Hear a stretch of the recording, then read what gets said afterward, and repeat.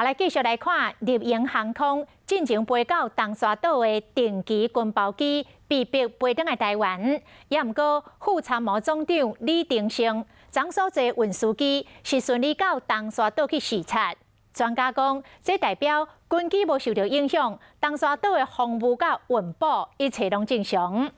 空军这礼拜当咧举行天龙操演 ，F-16的战机来发射到空对空的响尾蛇的飞弹，地面的3-5快炮嘛模拟甲来侵犯的军机甲拍落来。偏尾座飞弹为导员拍到目标 F-16战斗机随脱离。地面的3-5快炮嘛，伫屏东邦山靶场无去拍来犯的军机。19到22，空军进行天龙操演，不管是飞官地勤，还是航空甲飞弹指挥部的官兵，拢士气真高，要透过平时训练，争取荣耀。天龙操演就是以前的战术总验收啊，它有很多科目战术的这些测验，它有竞赛，它有不同单位。最重要的就是由竞赛之中来彼此互相观摩学习，然后选拔最好的。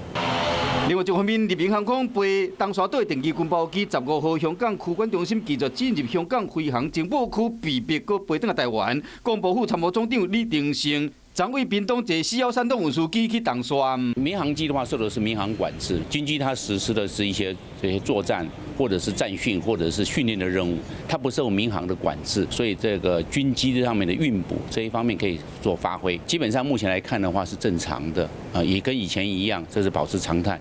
明仔载东沙的包机敢有法度顺利成行，爱国加民航局申请。若是讲因为风台也是天气的影响，航班就可能被迫取消。